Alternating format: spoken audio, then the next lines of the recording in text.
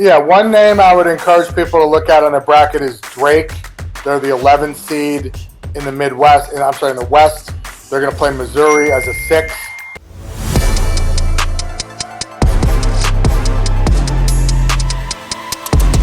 Hello, everybody, and welcome to the Sportsnaut interview. I am Evan Grote, and today we're joined by Adam Zagoria, college basketball insider. He also is a contributor for the New York Times. And Adam, we're about to begin one of the most exciting 3 weeks in sports, I think, at least in my opinion. And so we're excited to have you on here. Thanks for making some time for us today. Yeah, always great to be with you, Evan. Thanks for having me. There's a lot I want to get into here with you today, so let's jump into it. I want to first start with, we had the selection show on Sunday evening, and one of the more controversial selections into the field of 68 was North Carolina. Now, we know that North Carolina has the name brand recognition. We know they're a blue blood, and we also know, at least some of our, maybe more of our casual fans learned last night, that Bubba Cunningham is also the chairman of the selection committee, and he's the athletic director at North Carolina, which kind of adds a very interesting layer to the fact that they got into the tournament. But I just want to get some of your thoughts on North Carolina getting in, who many of the bracketologists did not project that would get in. They do. And I also want to know if you think that Cunningham had any influence on them getting in. Yeah, it's a great question. I mean, it was definitely one of the biggest storylines of last night. I mean, what people need to know is that North Carolina played in 13 quad 1 games, which is basically the toughest competition you could face, and they lost 12 of those games. They were 1-12 in quad 1. They only have 2 wins against teams in the field of 68, American and UCLA. So a lot of experts and bracketology people thought, going in, that they didn't deserve to be in. I heard Jerry Palm from CBS saying on the radio that they made a conclusive case that they should not be in. I know Jimmy Dykes from ESPN said on the air they definitely shouldn't be in. And then, they got in last night, and Bubba Cunningham, who, like you said, is the athletic director at North Carolina, is also the chair of the selection committee. So it definitely looks, awkward, and it's kind of a bad look for the NCAA tournament. Seth Davis from CBS, who went to Duke, to his credit, asked Bubba about it on the selection show. He said, I was not in the room for any of that. I tweeted that, had a lot of people in my mentions, being like, okay, and, sure, Jan, with the Brady Bunch emoji and stuff like that.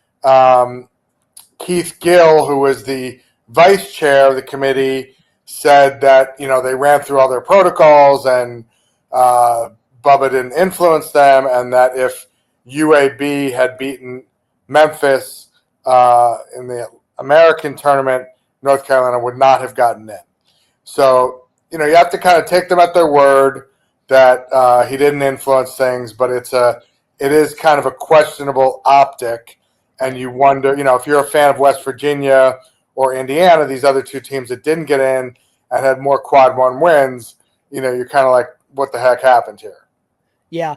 And I think we'd all be kind of naive if we didn't think that TV ratings and selling tickets wasn't part of this, because in that first 4 game, North Carolina is going to probably sell a lot of tickets, and it's going to draw a lot more eyes to the set. I know I'm a big college basketball fan, but now that I know that North Carolina is playing in that first 4-in game, I'm definitely going to make sure I watch that game versus some team that maybe I've never heard of. So I think that might have played part of the, a role in that decision as well. Now, you mentioned two quick things to follow up there. I mean, one is they played Duke in the ACC semifinals the other day. Duke's big star, Cooper Flagg, is injured.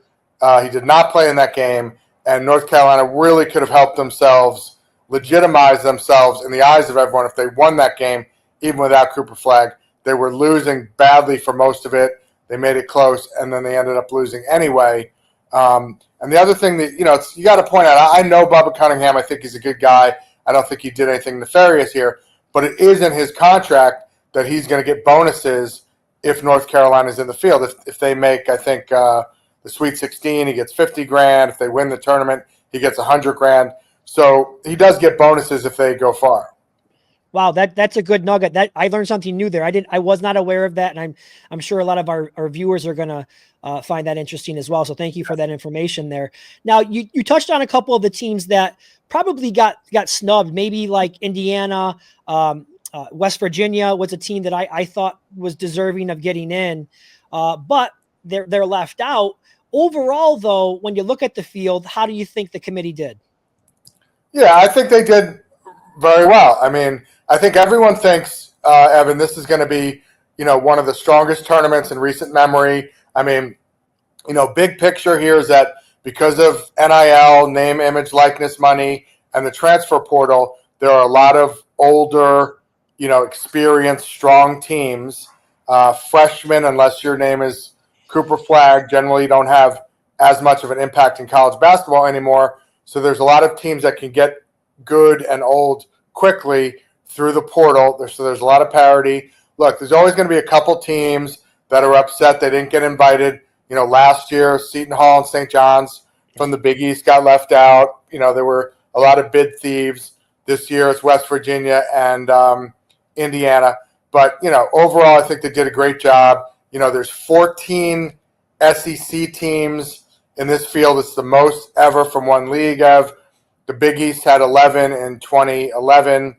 And I think you got 3 legitimate, Final Four type teams from the SEC in Florida, Auburn, and Alabama. And then, Duke is excellent.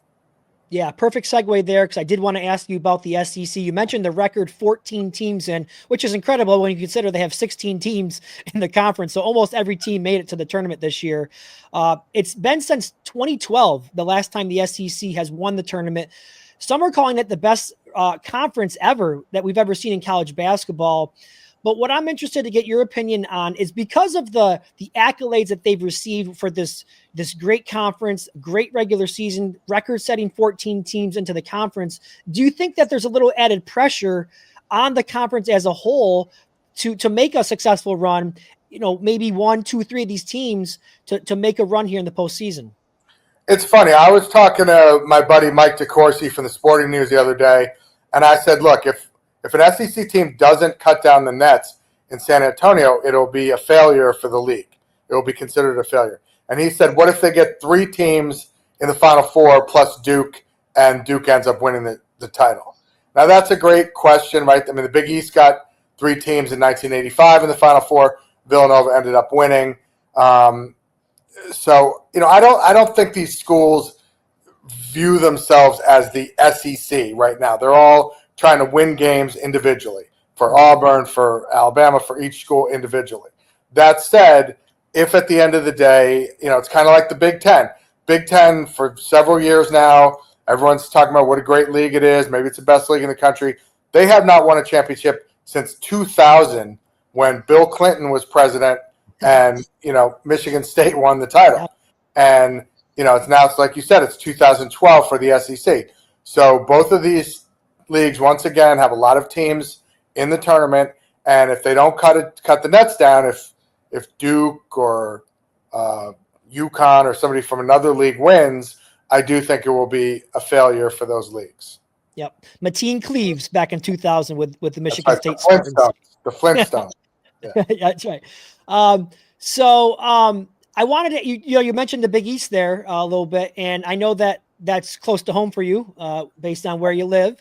And I know that you follow St. John's basketball quite closely. And of course, they've been a really great story this entire season. Rick Pitino getting that program turned around in year 2, like he's done so many other times at his various stops in college basketball. But I want to kind of touch on their path a little bit. To make a run here, maybe a Sweet 16, Elite 8, and even to the Final Four. Before they get there, though, they have to beat Omaha, of course, which they should be able to do. And I don't want to look ahead, but in that second round matchup, there is going to be some great coaching matchups, because they're going to be looking at possibly a matchup with Bill Self in Kansas, or John Calipari and Arkansas. Heck of a coaching matchup there either way. But again, just some of your thoughts on St. John's and their path to a Final Four. Yeah, I mean, Providence is going to be the kind of sexiest spot to be in this week as a reporter. I'm going up there Wednesday. I know a lot of my colleagues are going up. I mean, you got Bill Self, John Calipari, Rick Pitino, Will Wade, all in the same spot.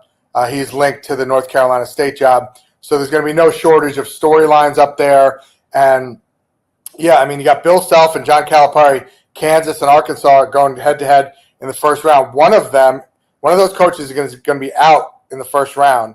And the other one is going to have to face Rick Pitino and St. John's in the second round. So, you could get a Calipari-Pitino matchup would be very exciting, or Bill Self-Pitino would be very sexy.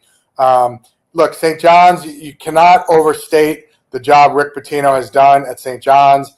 Look, this is a guy who was fired at Louisville in 2017. He had to go overseas to Greece, kind of, recapture his image, rehabilitate himself. He comes back to Iona. He gets Iona to the tournament 2 out of 3 years. He comes to St. John's, and now in his second year at St. John's, they win the first Big East regular season title in 40 years and the first tournament title in 25 years. The guy's an incredible coach. They have kind of an ideal setup there, Evan. They have a Hall of Fame coach, and then they have a billionaire NIL guy in Mike Rapoli, the vitamin water backer. So that's kind of every school's dream situation, is a great coach and a money man. But, they added quality pieces. They don't shoot the ball real well. They're not a great three-point shooting team, but they have really veteran, experienced guards in Davon Smith and Kadari Richmond. They have a scoring wing in R.J. Lewis, who won the MOP at the Big East Tournament, and Zuby Ejiofor from Kansas, the big guy, had 33 in the Big East semis. So it's definitely, St. John's is one of the 2 or 3 biggest stories in the tournament, I would say, along with Duke and the SEC. Yeah, absolutely. I would agree with that. Now, I'm assuming you've had a chance to kind of digest the bracket since it's been released last night. Is there a top 3 or 4 seed that when you look at, you were a little bit surprised with the draw that they received, maybe think it's a little bit challenging for them? Yeah, I know you mentioned that. I mean, Michigan just won the Big Ten tournament, and they get a 5 seed, if I'm not mistaken. So that's a little, I'm a little surprised at that for Michigan getting a 5. They're going to have to play UCSD as a 5-12. Everyone knows the 5-12 can be an upset. I know you asked about top 4 seeds. UConn is a 2-time defending national champ, and they get an 8 seed, and they're going to have to play 9 Oklahoma, which went undefeated in the non-conference. And then even if UConn wins that, they're going to get Florida in the second round, which is, has as good a chance to win it as anybody. Yeah. So that's another team that's, it's a tough draw. Purdue is one of these teams, they got to the final last year. They're always in the mix. They're a 4 seed. That's a tricky matchup. Number 13, High Point in the Midwest. A lot of people are picking High Point to maybe pull the upset there. And even if, Purdue wins, they could have to face number 5, Clemson, which owns a win over Duke in the next round. So those would be a couple answers to your question. I'll get you out of here on this one. You're doing a great job for us, Adam Zagoria, college basketball insider. Everyone knows what makes this tournament what it is the Cinderella stories. Every year it seems like we have somebody. It was NC State last year, maybe not your traditional Cinderella because they are a team coming from the ACC, but they were the 11th seed last year. They made it all the way to the Final Four. That's what makes this tournament so great. Is there a team or two that you can kind of identify this year that maybe a casual fan wouldn't be that familiar with? Is it like a McNeese with Will Wade, someone like that who you think has a chance to be this year's Cinderella? Yeah, one name I would encourage people to look at on the bracket is Drake. They're the 11th seed in the Midwest, in the West. They're going to play Missouri as a 6. Drake is a team that's won the Missouri Valley 3 years in a row with 3 different coaches or multiple coaches, which is, pretty amazing. So I think they could, cause some upsets. Yale, as we know, beat Auburn in the first round last year. They beat Baylor a few years ago. They're a 13 seed. I think picking Yale in the first round is not a crazy idea. So those would be a couple double-digit seeds right there. Did you have a chance to come up with your Final Four, or a little early for that yet? Yeah, I mean, I'll take Michigan State in the South. That's the same region Auburn is in, but I'll give the Big Ten some credit there and take Michigan State. I like Duke in the East, although I think, a Duke-Alabama final in the East Regional up here in Newark could be a lot of fun because Alabama knows how to score a lot of points. In the West, St. John's, we talked about that before. They have a tricky draw there because they could get Kansas or Arkansas in the second round. They could get Texas Tech in the Sweet 16. I think we're going to learn a lot about St. John's here in the next week or so, but I still think Florida is just a powerhouse in that West region. They scored 285 points in 3 games in the SEC, and then I'm kind of going chalk and taking Houston in the Midwest, and then I'm going to go Duke over Florida in the national championship. There you heard it, folks. Adam Zagoria's Final Four and national championship pick there. Adam, do us a favor. Tell us where we can follow you and where we can find some of your work.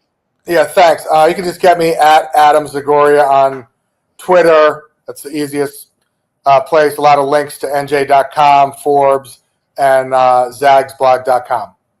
I encourage you to do so. I follow Adam on X, and he's one of my favorite college basketball follows out there. So, Adam, we appreciate the time, and we hope you enjoy the tournament.